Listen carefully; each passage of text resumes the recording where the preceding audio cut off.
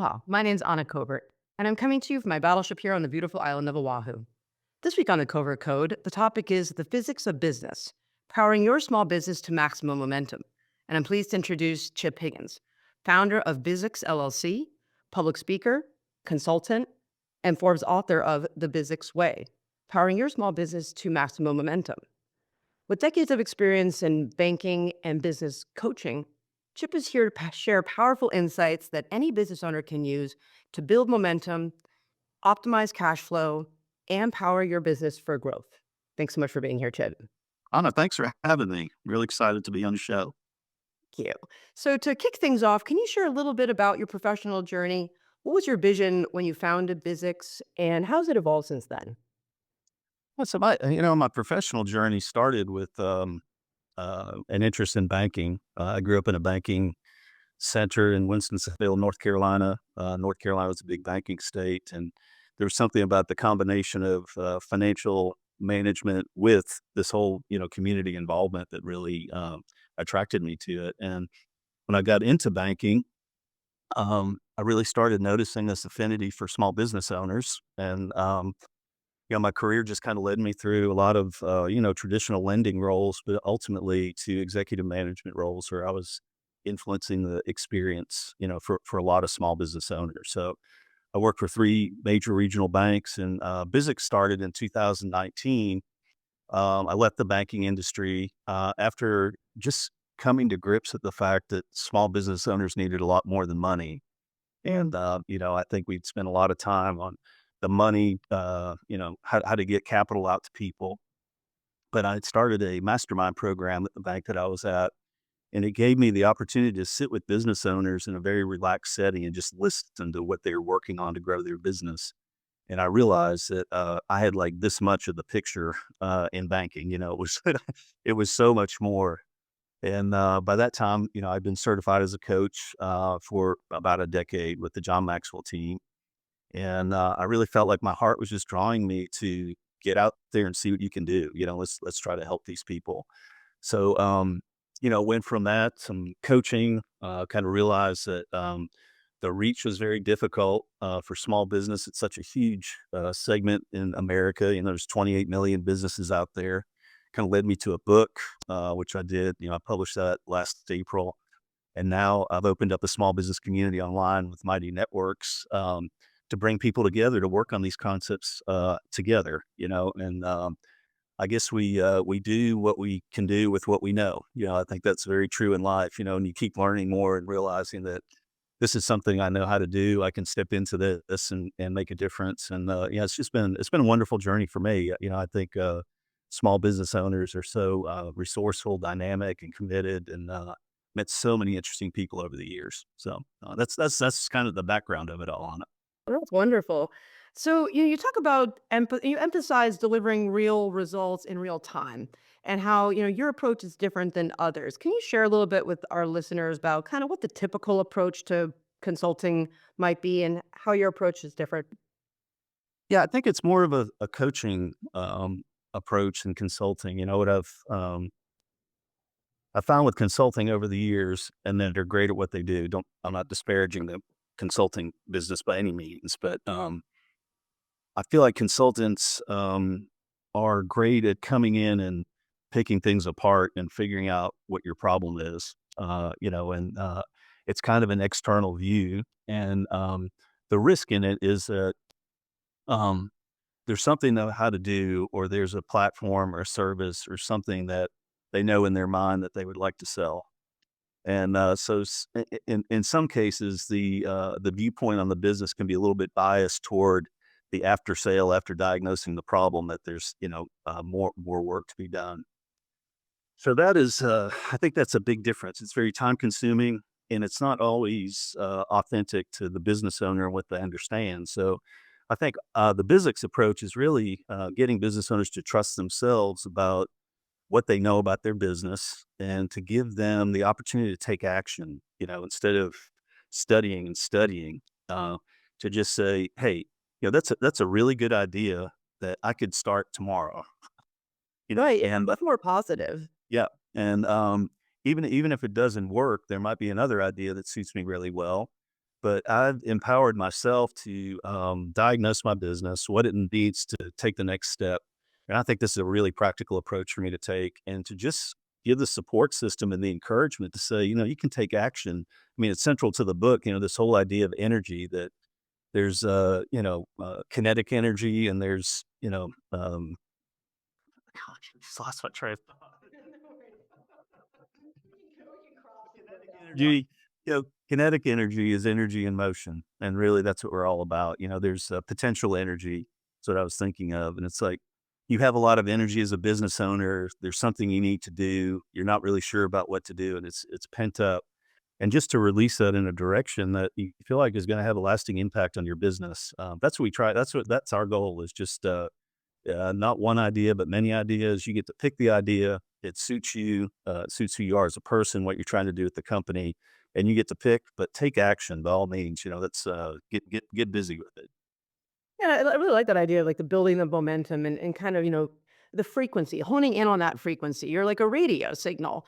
And, if you focus on what you don't want, then you get more of what you don't want, right? Like the distraction. Right. And how to pick the and not worry about it, right? I think you're right about the idea of a consultant. It's like you go there because you think that something's wrong, but really there might not be something wrong. It's just you want more right things to do. Yeah, and I think this is one other thing that stood out to me. Like when I first started Bizzics in 2019, I was interacting a lot one on one with business owners and just talking about this approach. And many of them had consultants come in. I mean, it'd been an exhaustive review, and I would talk to them about, well, what was the outcome, and they'd basically point to a binder on their shelf and said that was the plan. And I think that, everybody loves the strategy. It's like there's a strategy or there's something big that you can do, but um, it's the tactical implementation of anything that makes all the difference. It's not a big idea. It's like where it hits the road and whether you're successful at implementing it or not.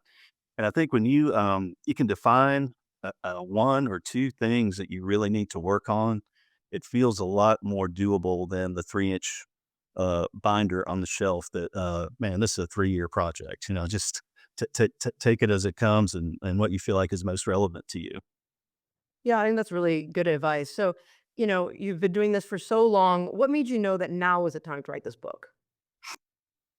Well, obviously, I mean, July of last year was my 40th year in the banking industry. So I think, I don't know if I'm middle aged or going into late age or whatever. I think for me, it was the right time because I felt like I had a lot to share. There's a lot of experiences, and over time, I developed this framework around something that's very fundamental to everything that we do with momentum. It's something that's talked about a lot, um, but I think we say the word a lot without a lot of knowledge of what it really means. So I think it was good for me to get it all out there in an understandable format that could be consumed at any point, whether I'm still living or not. I think that was one of those late life things. But I also, I just feel like one of the discouraging things about working with small business owners is the fact that so many businesses fail. It's like 80% of businesses I think are going to fail in the first 5 years, Wow. and an awareness that like just looking at what's going on in our society of, we had this big work from home movement and everybody's being reined back in and everybody's thinking about, well, I don't want to go into the office and like, an entrepreneurial surge, like I can go do something on my own. And, many of those people could make it if they did it right. But I think a lot of people are really focused on replacing income and having a lifestyle. And I think that's problematic to me as a human being, to have seen so many businesses over the years and to know that someone's about to put their heart and soul and their financial, whatever finances they have and borrowing money to do it. Um, and just that we may be on a wave of entrepreneurship that we haven't seen before because of, kind of what's going on in our society about working for a company that has, 1 million employees or whatever it is versus I can do my own thing. I think that it was really resonant for me at the time. I think you're really right. And it makes me think about kind of also, in marketing, how we're talking to Gen Zs and how different they are. And that's one of the big motivators that, this idea of unlimited PTO as a for instance. That and when I first heard that, I'm like, "I don't even understand that," how unlimited PTO, but they're looking for that flexibility and that lifestyle in ways that is not traditional.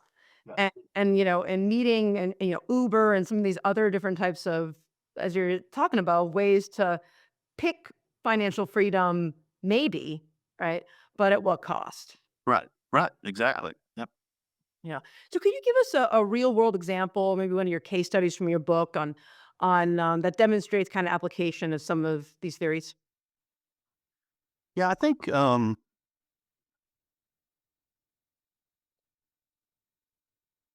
I mean, the big one I'd point to that everybody would know is Sarah Blakely, and it's just like I think about her story and I'm constantly amazed. I mean, I follow her on LinkedIn and I see her posts and I'm just like, this is really what we're talking about, that um, here's a person that felt like there was something more, that they were going to do something else, and then he decided to do it. And I think she had $5,000 or so. It was a minimal amount of money, and you just think about the energy toward it, the idea of serving people and making things better for people. There's a person in mind that she felt like that product would really help a lot, and just the progression of that, the momentum that she's had globally. I think that is a huge example that I don't have any personal involvement with Sarah Blakely, but you just observe it, and so, in my life, working locally in the community, the one that stands out to me that's in the book is a guy named Charlie Irwin, and Charlie was a painter. We live in a neighborhood with about 450 homes. It's a Williamsburg community, and when we moved in here, there was all this composite siding on the homes. And it's like we had a siding home, and of course, our boards would get soggy. Charlie would come around literally going door to door, Sherwin-Williams cap, painter paints. Hey, I see you got some boards that are not in good shape. Let me replace them. Let me paint, put the Sherwin-Williams super paint on there. We'll get you looking really good. And he would just go all around the neighborhood. I mean, you just see a sign change, the homes with the sign would change in the neighborhood. And he knew what he was doing. He was well respected. Um, but he was a little bit older. He lived right outside the neighborhood, and I knew he had a son. And so there was this passion around making things look good and fixing it up. And so that passion basically got passed down to the next generation. His son Charlie um, said, this is the core of what we do. We're energized by fixing things up, making them look good for people. And his next thing was commercial. So he opened up a commercial line where he's like sandblasting office buildings. I mean, it's a completely different enterprise that started with this little seed. When you think about Sarah Blakely and Spanx, it's like a very small idea with an intention to help people that can expand over time. But it's all about having the energy toward it, having specific goals and a direction for the energy that you're pumping into the business, and then evaluating opportunities. Every opportunity doesn't mean you have to put $1 million in. It's like, let's test it. Again, going back to the taking action, let's test it. Let's see if we can go there. And I see his trucks around town now. It's like, sandblast, all these commercial services that are on the side of the truck. And I always think about Charlie with paint on him and, a Sherwin-Williams hat promising the best paint possible. And now they're, all over the Southeast. I mean, they do projects in Florida, Alabama, Georgia, all over the place. And that is, to me, one of my attractions to small business is like the authenticity of it, but also the possibilities of it. That you think you start you start with something and it's very small, but the intention of helping a lot of people with it and watching it magnify over time by sticking to the principles, that's what's amazing to me. It's just that people can grow things if they pay attention to what they're doing. Yeah, I think that that's really great. I remember watching a interview with Sarah, and she was talking about some of the foundations that she received from her father, and that whenever she came home from school, he would ask her, excitedly, "What did you fail at today?" Yeah, and he was disappointed if she hadn't failed any. That meant she hadn't tried anything new. Sounds really, yeah, at least that with me, and just kind of, I've been reading about like the flywheel effect with this, and how to, and that is that momentum, right? That it's just your passion, your vision helps something change, and that creates this momentum that just goes forever. Right, and drawing other people into it, I mean, that's a big part of it is, like, are your associates or employees as committed to it as you are? You communicated that, and are they completely bought in, and do your customers love you? I mean, that mass is half of the momentum equation, and, like, how have we bonded with people? Are we all together on this? Do we have heavyweight people working in the business? And, you gotta pay attention to those things, I saw this thing from Elon Musk the other day, somebody sent it to me, a guy that I'd done some work for, and it was this little quote from him. It said, "No matter what I do, the physics have to work." And, whether it's a car, whether it's Starlink, whatever it is, like, my first gate that I've gotta pass through is, like, the physics of this workout. And, I just truly believe that, it's not just a physical idea. I think it affects everything. People I've talked to after reading the book, it's just like, "Chip, this is, I've seen my personal life in this, the energy, the lack of direction, the, kind of broad statements of what I wanna work on." And, so anyway, I just believe you can latch on to a natural law of momentum and apply it to your business. Like, it's a great foundation for you to build on and bring ideas into. Yeah, no, I agree. So what common mistakes do you see small business owners making, and how do they course correct? Um, I think, one one major mistake is trying to do too much by yourself. I mean, I don't think I've talked to a business owner that said, I wish that I had more people on my team, on my side, that I had gotten more advice, I had gotten more. Remember when I started the mastermind at that bank, and we were using another text, and the common, comment was, "I wish somebody had given this to me 20 years ago." And, like, you get so focused on that there's something that you want to do that you just wanna do it. You're gonna do it all yourself, and I think it's getting easier to find people now. But, I really think, after going through the book and all the different things and reflecting on my career and working with business owners, it's really the energy level and your motivation for doing it. I think especially now, we talked about the work from home movement, this idea that a business is an income source, and, every business has to be profitable. You know that as well as anybody, like, revenues have to exceed expenses. But if the only thing that you're in it for is profit, you will not have the energy to sustain it over 5 years. I mean, I think so many businesses run out of energy before they run out of money, just because there's not this sense of purpose about who are you serving and trying to make their life better that's going to drive you. I mean, that is your thought every day is like, I've got to do this because, there's 1,000 people out there that need this, that their lives are going to be better because of it, and that you're able to distribute that to a lot of people, whether it's your customers or employees, or, just the energy factor is, there's a thing in the book about one of the principles I learned as I went through this and, talking to physicists, that it's a physical law that in order for, speed to double, your energy has to quadruple. It's a squared relationship. So if you want to go twice as fast, it's 4 times the energy, 3 times as fast, it's 9 times the energy.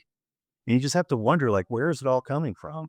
And, just to get through a launch, you're a business owner, you know this, like, the fear, overcoming the uncertainty, all the energy drains on you that you're going through, and then you get launched. It's like, oh my gosh, we got to go sell it. Now it's like, now I'm selling, and now I'm dealing with customer service. Now I'm dealing with, and so to me, it's always, underestimating the total amount of energy it takes to launch, survive, and thrive. I think that is a huge thing that people underestimate. I think you're right. And it makes me also think about, I read that book, not who, not how. Right, and kind of using, we always feel like, "Oh, it's so much easier if I just do it myself," but you can't as a business owner, okay? You can't do it yourself, and if you never take those steps to, "Okay, let's invest in the training, let's invest in the resources," you'll never that's how people fail, right? It's like just talk write a book forever. I remember when a lot of times I get asked, I wrote my book very, very quickly because I had to, right? It was like I needed to get this message out to the community because so many business owners were being taken advantage of, Yeah. by this growing digital fraud. And so I felt like very like just flowed. And it is like, within like a week or two, I had written basically the entire book. But when I tell that to people, they're like, oh gosh, I've been trying to write a book for 10 years and I can never I can never, get it done. And I think that you're right. It's that, what can you do to motivate yourself to overcome these objections and realize that, one step forward and two steps back is still momentum, right? You're moving somewhere, right? Right, that's right. That's right. That's Yeah. right. Yeah, you totally get the momentum formula. That's for sure. So if you could give a piece of advice to small business owners today, what would that be? I think that motivation thing is huge. But I also think that the rigor around having something that's differentiated is underestimated. I think that knowing that your heart is in the right place, but you've also spent the time to make sure that what you're offering is distinctly different than anything that's in the market. I think Me Too strategies flame out very quickly. You think your logo is going to do it for you. You think the location is going to do it for you. But what is the experience of the customer that is distinctly different that they'd be willing to pay you more than a competitor? And I think being willing to get grilled on that by multiple people, it's kind of like the Shark Tank. It's like you get out there, people are just grilling you about, why is this different? Why? And sometimes we get so married to our ideas that we don't want the friction or the resistance, the challenge about that. And I think if owners will take the time to really vet it out and go, I think that is really something that's different and defensible, then you're ready to make that investment of the energy that we've been talking about beyond the financial investment. It's just going to be all consuming to get it off the ground. And, are you willing to devote yourself to that? Or would you devote yourself to something that's mediocre? I'm the last guy at the end of the strip center, and like I have a drive through. I mean, is that enough? I mean, is it enough? Is that enough for you to be in business for 10 or 15 years? I don't know. Or can you find when you find the competitor who's doing it the way that you were wanting to do it, can you just join that team? Right. Right. Right. That So, right. Yeah, but I think you're right. I mean, now especially and with the idea of authenticity and the brand promise. And now we're with online and with AI and all these other tools, the consumer is cares even more than before. You can't just say that you're doing something, you have to prove that you're doing it. Oh, they're so discriminating. The information is available. It's like I mean, people can research to the nth degree to find out what you're all about. And you have one chance when they walk in to show them that you're like, this is a different deal than what I'm used to. So, I mean, that's really, when I built the Bizzics Ideas Hub, which I launched on, the right after the first of the year, the whole idea was, okay, we have a mindset, we have a lot of tools, and we have great ideas. How can we get people on a path where they're doing these things consistently? Because I think a lot of small business owners don't do them. Do you really do a thorough competitor analysis to determine that you're uniquely different in this and get people excited about it? And would you do it next year to make sure you're still different? Right. I mean, it's like a process where you have to be working on it all the time. And somewhere in there is like, well, we're good at that. Can't we do this too because we're good at that? And it's a new growth opportunity. So there's a lot of basic business disciplines I think that are overlooked in the heat of battle, and just kind of this big energy surge to get it out there. That if people will pause and reflect and say, well, where am I missing something right now? That it's very very doable.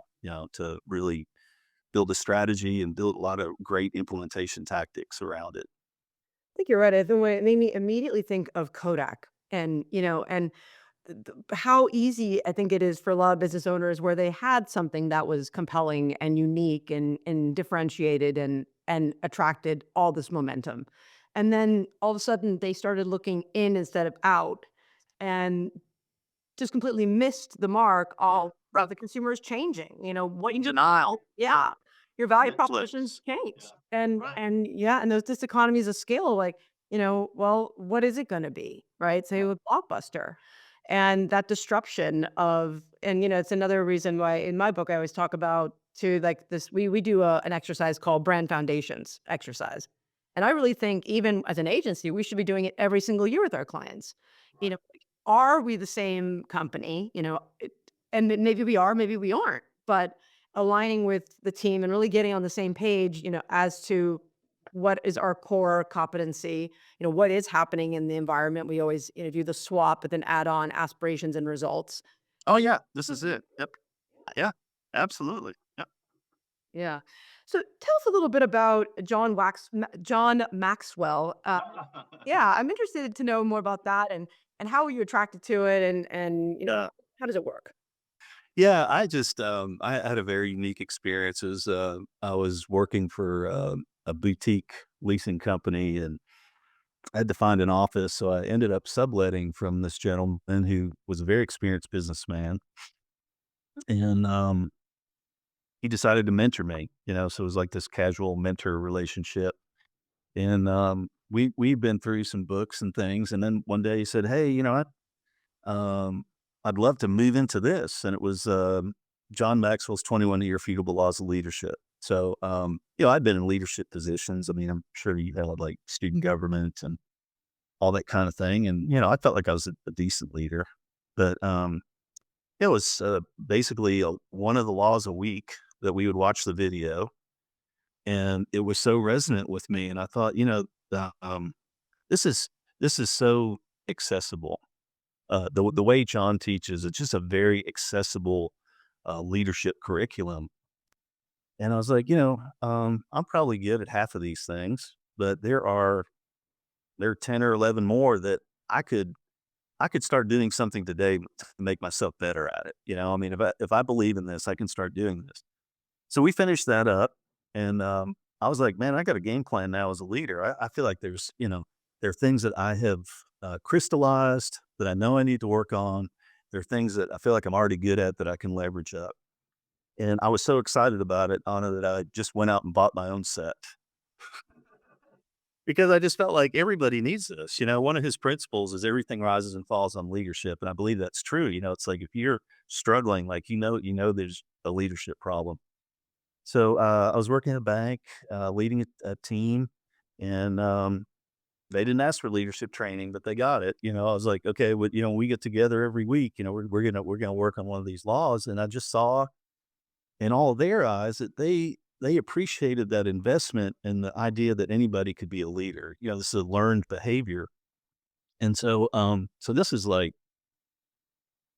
2003 or four, maybe five, and I continued to do it for my team. I did it for other parts of the bank. We got another course of his on teamwork. And I started making these casual comments about, if I ever had the chance to do this, I would do it. And lo and behold, 2011, he formed this team. And, he was going to have a global team of speakers, trainers, and coaches. And I got boxed in by my kids. They're like, Dad, this is out there. You've been telling us you're going to do it. Like, put up or shut up. So I joined the team, and it was just eye opening. Like I didn't know anything about coaching. I mean, there's a lot of leadership content in there, but what it excited me about it was that I had tools that I could share with people, and it could share it at any level of the organization. And I just started taking it and offering mastermind groups and book clubs and different things. And I found it very satisfying. And it actually has led into a lot of the things that I'm doing with small business owners because I realize there's such a leadership component to go from one person to even two or three. It's like it's exponential. You can't say, well, I only need to be 10% better as a leader when I hire that next person. Like, you really need to have it figured out. Like, what does it mean to lead? And a lot of the entrepreneurs, they haven't had the training, and so that's a big part of the chapter 6 in my book is all about leadership and the right leadership systems to have. And I just believe it affects everything. So, John, I don't do a lot solely with the John Maxwell team, but I enjoy bringing his teachings because um, that's another thing. It's kind of like momentum. You say leadership. Well, what does that mean to you, Anna? Yeah. Yeah, I mean, well, Yeah. it's such a loaded term, but I think, it makes you think back to business school. I went to Bentley and Yeah. talked about like the Y and the X leader, and I've always been somebody gravitated, like I trust people. I believe everyone wants to do the best job and I want to give them the freedom to do that. But at the same time, it's, what I've realized in my business and even this year, before the over this holiday, I closed the agency for 2 weeks and we have been kind of going through some new structuring, right? Yeah. Right. New processes, making sure that there are people who are accountable at different levels and, you know, new folders and systems where everything's organized the same way and just trying to create more structure so that even though we want them to do the best, that they're going to succeed. Right. Right. You want your people to be successful. And so when you say leadership, the first thing people think about usually is a position. They'd love to have a title. They'd love for you to tell them that you're in charge of something. And then after that, it's like, well, what are my lever? Like, what are the tools? Am I just going to be nice to people? People like when they're treated well, but can you be accountable? Can you hold accountability and be nice at the same time? Right. Can you share a vision?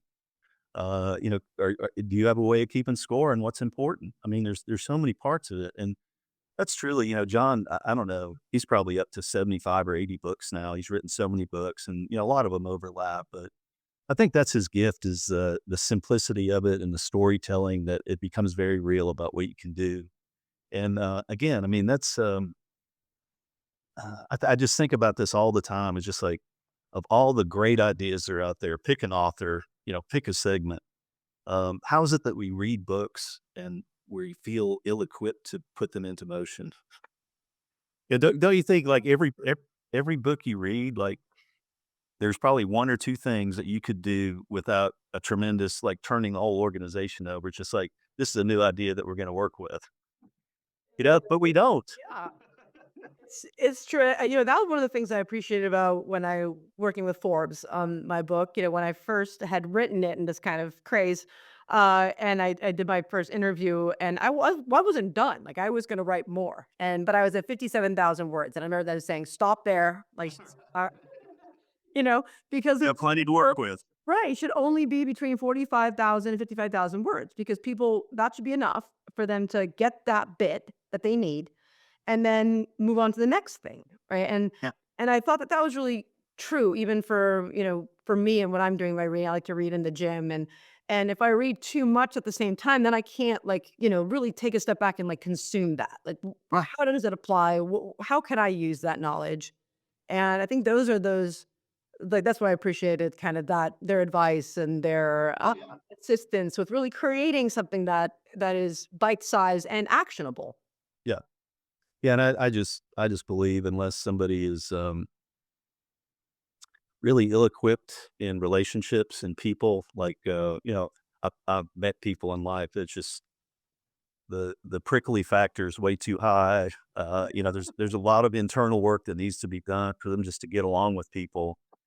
But I would say for most people, leadership is something that can grow into very easily if they just challenge themselves to do it. And my belief about organizations is like if everybody is leading, it takes so much pressure off of you as the CEO, the main person. These hierarchical structures really don't work if everything ends up back with you.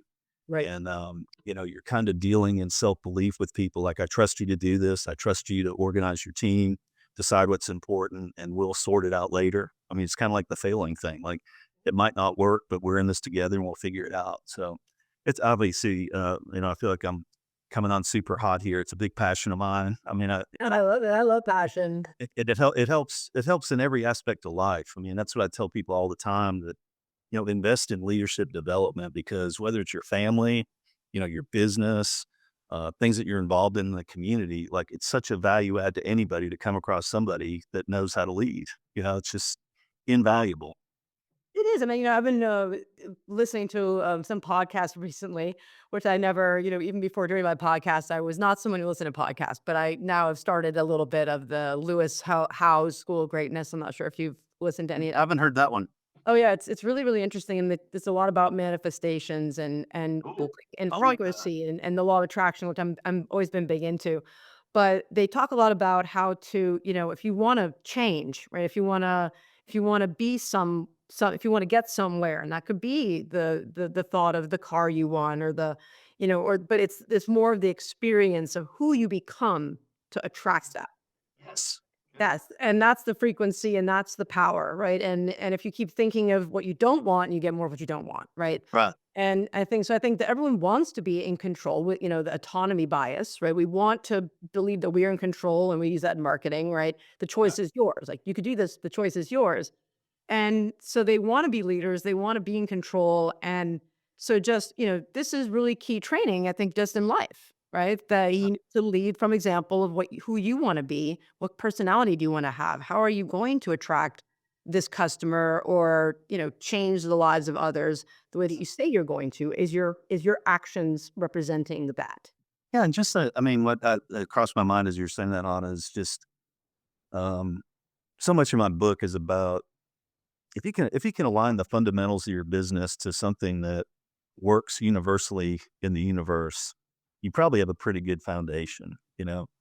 But embedded in the book is this idea of, the mass that somebody has as an individual, like their code, their philosophy of life, their values, what they can do, how much they can do, and this whole idea of becoming that you just talked about. It's like, the universe is always becoming. It's not static. I mean, it's pulsating and growing. I mean, continues to grow. And so, if you're in a business where your people are growing, you have a really good chance of growing your business. If you're the only one growing in your business, you're going to be very frustrated for a long time. And just putting that inspiration to become more in your business is such a tremendous energy field for people, that they look at themselves differently. Like, honest gut, Anna believes I'm more than this. Yeah. What am I gonna what frequency am I tapping into to continue to operate in the system and bring value to this clientele? How can I do more? How can I be more? How can I think more about myself? That's the business that's going to make it. I mean, and I just, watching my kids grow up, and they're all grown now, but the summer part-time job where, sure, yeah, it's a part-time, short-term employment, but why do you treat people like they don't exist? Like, even that person who's going to be with you for 3 months, like, they know more about something than you do. I don't know what it is, but there's something that they can bring to this that you never tapped into. So I feel like I'm digressing a little bit now on. No, I like it. I like it. It is. It's about the knowledge and sharing of knowledge, and that, the gift of learning, and when you stop learning, you die, basically. It's that's even like we look at, the brain, and we think about, dementia and Alzheimer's, and a lot of that is like you're forgetting, right? You're not forgetting everything about, even breathing, right? And it's a regression. And so I think that's one of the things that I love about, like, today. Later today I'm going to be going to speak to the Rotary Club. Oh eh, yeah. and the request was that I'm not quite as nerdy as I usually am. Very excited about digital marketing here on, and so I'm using some new strategies that I've learned in this behavioral marketing and science book that I've been reading, from Nancy, Hartnett, that has been amazing. And so I'm excited to kind of use behavioral science strategies of how we can Mhm.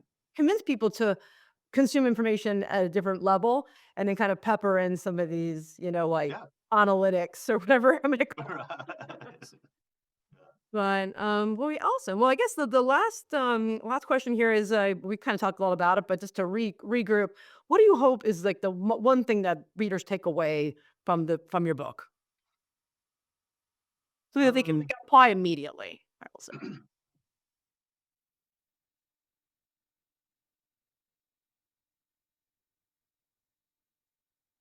Think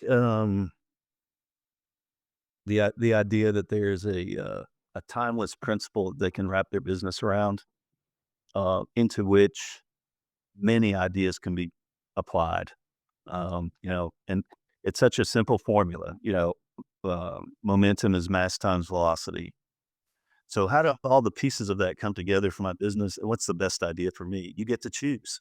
It's like, you might like the Simon Sinek book. I mean, you might like Malcolm Gladwell. You might like John Maxwell. But if the wrapper is right and it's a timeless principle, you can put whatever ideas you want into it as long as you put them into action, and something good will happen. Don't think you can do nothing. You know, Love it. you got to do something. Gotta do something. Well, that was fantastic podcast. Thanks so much. Thank you for having me on. I mean, it's such a blessing to get to talk to you and meet somebody in Hawaii. I don't know anybody in Hawaii, so it's great making that connection and the Forbes connection, and hope we'll stay in touch well after this is over. Me too. And for my listeners to learn more about Bizzics.com, you can visit Bizzics.com or you can connect with Chip on LinkedIn. Yeah, and I'd like to recommend too, if I not hate to Yeah. interrupt you, but this Bizzics Ideas Hub, this community is just launched, and if you go to bizzics-ideas-hub.mn.co. So it's a mighty network community. Bizzics-hub-ideas.mn.co. It's just a landing page, and it tells you all about how the community works. And I think we're at a stage in our societal development that we can't be connected enough at this point. And it's all about connecting with people and helping each other out. So anyway, thank you again. Well, Ron. if you were to, I'll go check it out. And please join me next week as I interview another industry expert in a topic to help you succeed on and offline. I'll see you in the pixels. Aloha.